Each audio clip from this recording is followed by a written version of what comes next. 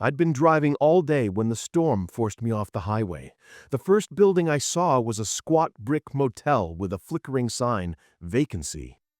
Inside, the clerk didn't meet my eyes.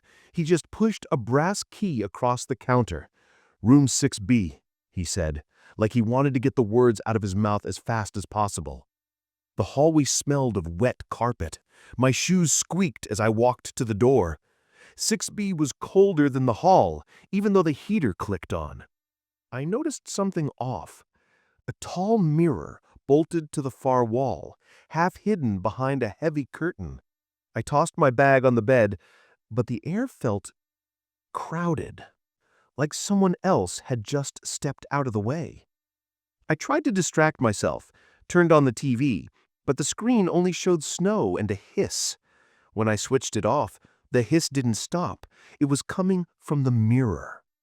At first I thought it was my imagination. Then, under the static, a voice whispered my name. Not sir, not hey, my exact name. I stepped closer, heart hammering. My reflection looked normal, except for the smile. I wasn't smiling.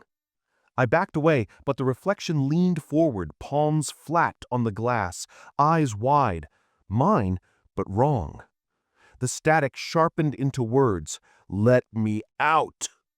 For a second, the room tilted. The carpet swam like water. My feet slid toward the mirror as if the floor itself were pulling me. I grabbed the nightstand, knocking over a lamp. When the bulb hit the floor, the lights died, except inside the mirror, where my reflection stood in perfect clarity, grinning. I bolted, yanking the door open and running into the hall. The clerk was gone. Every door I passed had a 6B on it, over and over the same brass number. Finally, I reached the lobby, shoved through the glass doors, and didn't stop running until the motel lights were a blur in the rain. That was 2 nights ago. I still have the key in my pocket. Heavy. Cold. I never turned it back in.